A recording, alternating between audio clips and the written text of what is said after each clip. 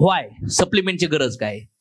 तर सप्लिमेंटची गरज काय आहे? सगळ्यात महत्वाचं, आजची कंडिशनला स्त्री आणि पुरुष एकत्र म्हणून एक पेशी तयार होती गर्भामध्ये, त्याचा टिश्यू तयार होतो, एक अवयव तयार होतो आणि एक सिस्टम तयार होऊन एक शरीर तयार होतं.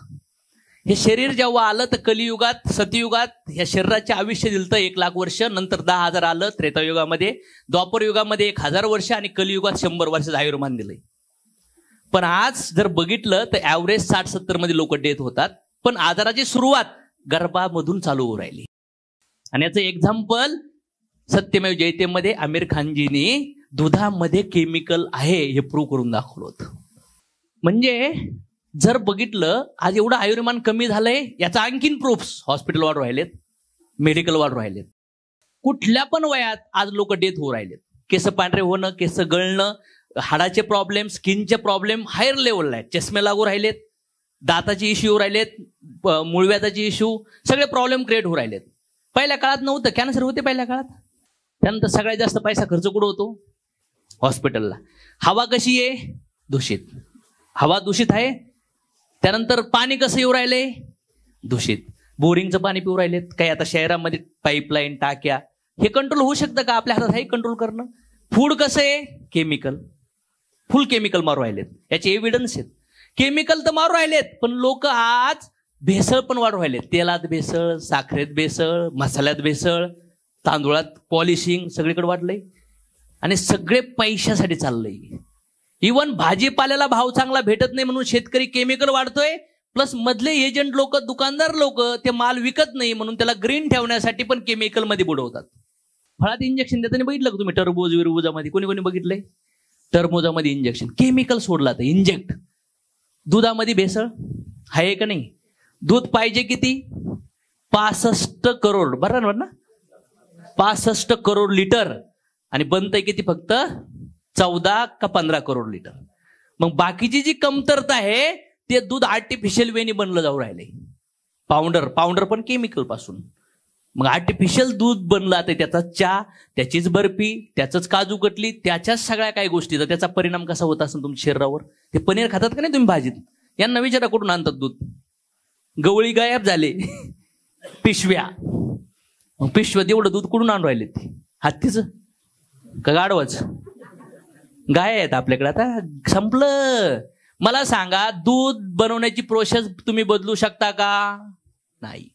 केमिकल बदलू शकता का? प्रयत्न करू राहिलो आपण ऑर्गॅनिकचा, पण एवढं स्प्रेड होऊ राहिले की ते होणार.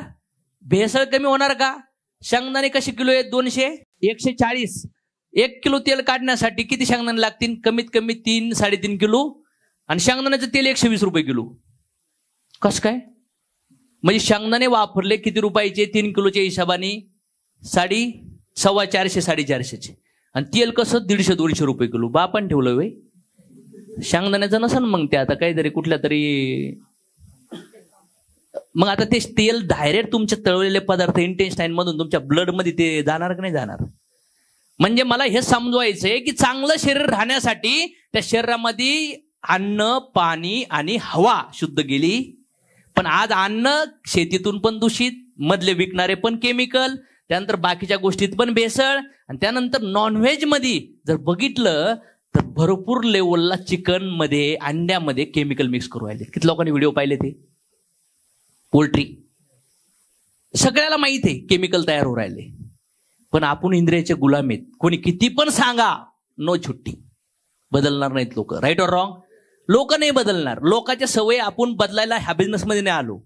लोकांच्या सवय जेवढं पॉसिबल आहे तेवढं आपण 2-3% लोकांना बदलण्याचा प्रयत्न करू. बाबा त्याग करा. पण काही लोक म्हणतात मजा कधी करायची मग?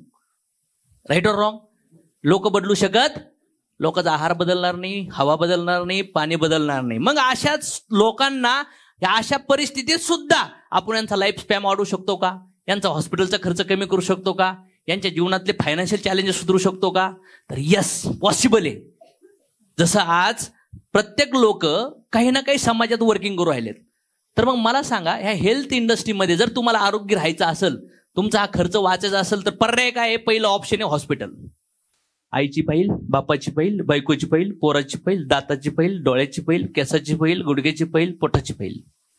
आहेत का नाही सगळ्यांच्या? आणि मला वाटतं दवाखानाच झालाय लोकांच्या घरी. मेडिक्लेम पण यायला लागलेत. मग काय करायचं? याच्यामुळं दिसू पण राहिले लोकांचे आज प्रॉब्लेम्स. अपंग मुलं जन्माला येतात, काहीला बाळच होत नाहीयेत, बाळ झाले तरी मिसकरेज होऊ राहिले, डिलिव्हरी प्रॉब्लेम, सिझरचे प्रॉब्लेम, हजबंड वाईफ मध्ये इश्यू, सगळ्याचे इश्यू तयार होऊ राहिलेत अनहेल्दी. कारण की 1-2 शरीर मिळून दुसऱ्या शरीराला जन्म देण्यासाठी सक्षम नाहीये. आणि जरी ते सक्षम असेल तर दोघांचे शरीर एवढे कमजोर आहेत की येणारं बाळ सुद्धा कमजोर जन्माला येऊ राहिले. आहे का नाही? ऍग्री? आपल्या ताटात विष येऊ राहिले आणि विष खातोय आपण 10, 20, 30 वर्षापासून. म्हणून आतमध्ये मूळव्याध आलंय, म्हणून डायजेशन सिस्टम बिघडली, म्हणून बीपी आलाय, म्हणून जॉईंट पेन होऊ राहिलाय, म्हणून मासाचे गोळे लटकू राहिलेत, म्हणून स्किन खराब झाली, हेअरफॉल झालेत, म्हणून डायबिटीस झालाय, म्हणून स्ट्रोक, किडनी, लिव्हरचे प्रॉब्लेम तयार होऊ राहिलेत, म्हणून एनर्जी डाऊन होऊ राहिली, म्हणून झोप येत नाहीये. हे सगळे कॉम्प्लिकेशन कशामुळे झाले तर हे सगळ्या गोष्टी. म्हणून आता याचं सोल्युशन आहे. पहिलं option hospital, saline, tablet, operation. आहे का? ते काय तुम्हाला अन्न देऊ राहिलेत? Hospital is great choice, but ते प्रॉब्लेमचं फक्त सोल्युशन काढून राहिलेत. त्याला सोल्युशन मुळापासून करू शकत. ते लांबवत आहेत. काय करतायत? पेन लांबवत आहेत. लय दुखायला लागलं तर गोळी खाणंच आहे. एखाद्याला अटॅक आला, हृदयात दुखायला लागलं, ऍडमिट केलं, रिपोर्ट काढले तर कळलं की ब्लॉक झालंय. पहिलं ऑप्शन स्टेंट टाकणं, म्हणजे त्या याच्यामध्ये एक असं असतं, त्याला असं फाकून स्प्रिंग टाकली जाते आणि तो प्रवाह सर्क्युलेट केला जातो. बरोबर आहे? मग लोक म्हणतात स्प्रिंग टाकली, गावरान शब्द. दुसरा ऑप्शन बायपास, त्याला कट करून पाईप कसा जोडला जातो, वायर कट करून कनेक्ट कसं केलं जातं, लाईक दॅट ती रक्तवाहिनीला कनेक्ट केलं. बरोबर आहे? मग आता हे जे हॉस्पिटल आहे हे जे शरीर घाण झालं, तुम्ही कधी हौद बघितलाय का? जे धुतला नाहीये 2-3 वर्षापासून, त्याचं शेवाळ बघितलं कधी? कसं असतं? तुमचं वॉश बेसिन सुद्धा तुम्ही जे खातात वापरता त्याच्या आतला पाईप जर काढून बघितला ना तर त्याला आतून सगळं शेवाळ लागलेलं असेल. मग आपण जे जेवण पोटात टाकतो ते पोटात टाकल्यानंतर आपल्या पोटात इंटेन्स्टाईन माहिती आहे तुम्हाला? आतडं. कधी कधी तुम्ही प्राण्यांचं आतडे बघितले असते, तसंच इंटेन्स्टाईन ते आपल्या आतमध्ये. ते तुम्ही जे जेवण टाकतात ते इथं जातं आणि आतमध्ये वलय असते. वलय जसं कपड्यावर पाणी टाकल्यावर ऑब्सॉर्ब करतं, टिश्यूवर पाणी टाकल्यावर एरवीच. तर त्याच्यात जेव्हा आपला आहार जातो तर तो पटपट पटपट ऑब्सॉर्ब करून घेतो. Pure material. इमॅजिन करा ना, तुम्ही मैदा पण घाण, तेल पण घाण, आणि त्याच्यात तुम्ही तो समोसा तळून खाऊ राहिला, ते पण 3-3. आम्ही पण खाल्लेत. मैदा, तेल. फुल भूक लागल्यानंतर तुम्ही खातात का नाही? पाव बिव अनहेल्दी गोष्टी खातात किंवा आवडणारं जेवण खातात. त्यावेळेस आतमध्ये जेव्हा ते कार्यक्रम जातो ना, त्याला काही घेणं नाही ते चांगलं आहे का वाईट आहे ते खेचायचे. जमिनीला काही घेणं नाही ते कारलं आहे का वांग आहे का बटाटा आहे का आंबा आहे, त्याला उगायचंय. तुमच्या पोटाला काही घेणं नाही चांगलं आहे का वाईट आहे, तुम्ही जे टाकणार ते येणार. विट्याला काहीच घेणं नाही. पॉवरफुल मटेरियल वापरतोय का कसं वापरतोय, त्या बिल्डिंग मध्ये जे तुम्ही लावणार ती कमजोर होईल, नंतर कळण ती कमजोर आहे, पण ती उगणार. म्हणजे सगळं आतमध्ये जाऊन वेगळे वेगळे इन्स्ट्रुमेंट. जसं तुम्ही लाईट कमी असल्यानंतर मोटर कमी जास्त चालते, बघ बघ बघ बघ. कोणी करते? कोणी कोणी बघितलंय? काय होतं जर लाईट कमी जास्त आली तर? काय स्टार्टर पडू किंवा मोटर जळू? घरात लाईट कमी जास्त होत असेल तर तुम्ही काय करणार? का बरं? टीव्ही जाईन, फ्रीज जाईन, मिक्सर जाईन. अरे टीव्हीची काळजी एवढी, आणि इथं जर पोटात जर रक्तवाहिन्यामध्ये जो हार्ट पासून पंप निघतो आणि त्याचं जर लिव्हरला इम्पॅक्ट कमी जास्त झालं, किडनीला इश्यू यायला लागला, हार्टला यायला, ब्रेनला यायला लागला, तर हे सगळे मेन ऑर्गन फेल्युअर होऊ शकतात का नाही? माहिती आहे काय ऑर्गनचे फेल्युअर होतात?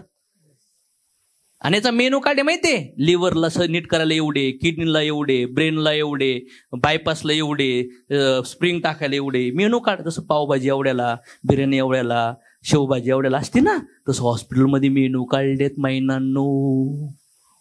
हो, कसे काय येतं? मेनू काढलेत हॉस्पिटलमध्ये, आणि ते पण पैसेच कमवायला आलेत बाबड्यांनो. फुल प्लॅनिंग आहे, सेटिंग. बरं करायचं नाही, फिरू फिरू यायचं, नेक्स्ट डेट नेक्स्ट डेट.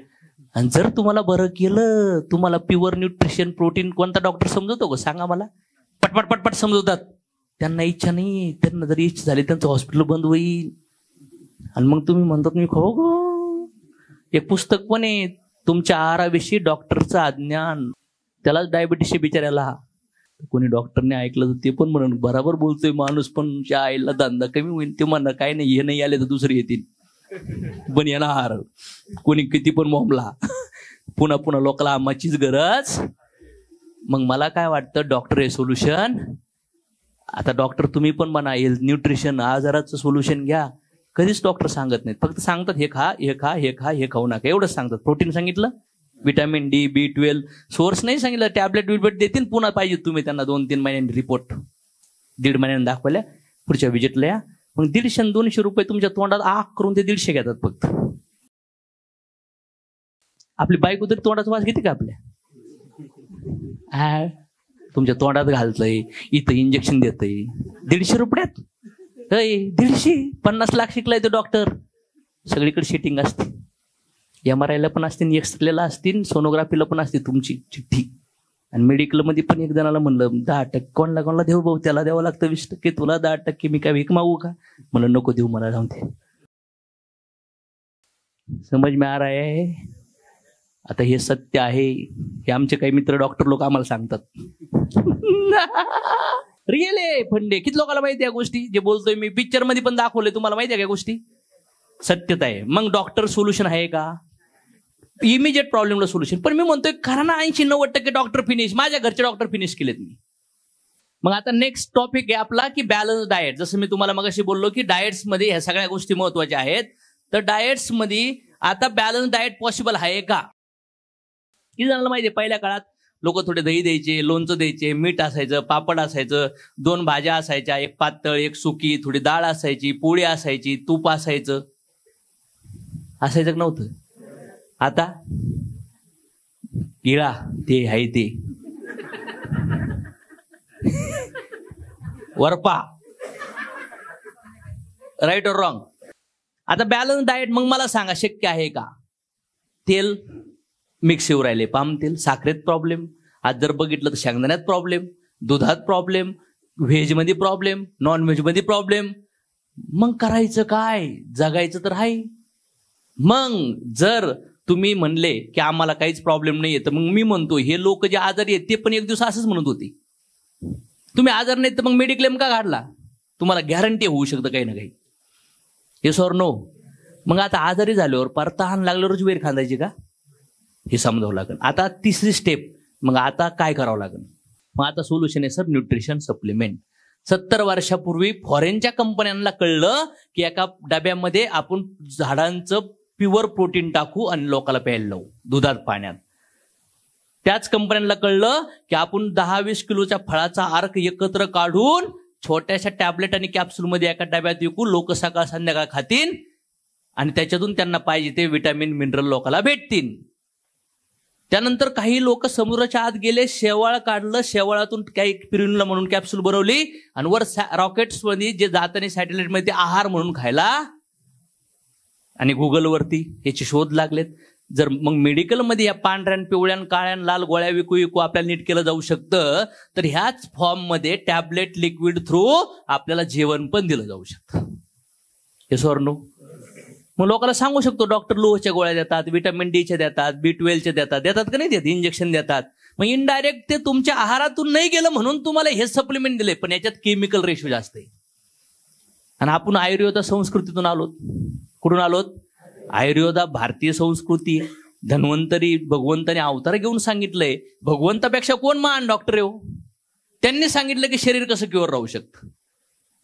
मग आपण लोकांना हे सांगू शकतो की सर न्यूट्रिशनची गरज आहे. मग या फॉरेनच्या कंपन्या आज भारतात आहेत का नाही? ज्या न्यूट्रिशन देऊ राहिल्या, ज्या डब्यात डोब्यात देऊ राहिल्या. मेडिकलमध्ये बघा ना, बोरविटा आलं, कॅप्सूल आल्या, टॅबलेट आल्या, लिक्विड आल्या. कुठल्या मेडिकलमध्ये बघा तुम्हाला हे प्रोडक्ट दिसतील, पण त्याच्यात केमिकल मिक्स. मग आज जर बघितलं तर आपल्या सप्लिमेंट शिवाय आपण जगू शकत नाही. सप्लिमेंटची फार गरज. हे जसं मी तुम्हाला समजतोय, मला समजलं आणि असे मागच्या 50-60 वर्षापासून भारतात हे प्रोडक्ट विकले. मग अशा वेगळ्या वेगळ्या कंपन्यात. आणि याची सप्लिमेंटची गरज का आहे? कारण की जर सप्लिमेंट तुम्ही खाल्ले तर तुमच्या लाईफ स्पॅन इन्क्रीज होऊ शकतो. पहिला बेनिफिट म्हणजे काय? तुमचं लाईफ 5 वर्ष, 10 वर्ष, 15 वर्षांनी वाढो. तुम्ही रोज सकाळपासून तर संध्याकाळपर्यंत फुल एनर्जेटिक असताल, म्हणजे तुमचं काम पण जास्त होईल. दुसरी गोष्ट, तुमच्या स्किन मध्ये इम्प्रूव्हमेंट दिसेल, म्हणजे तुम्ही यंगर लुक दिसायला लागतात. कोणाला वाटतं आपण म्हातारा दिसायला पाहिजे? कोणालाच नाही वाटत.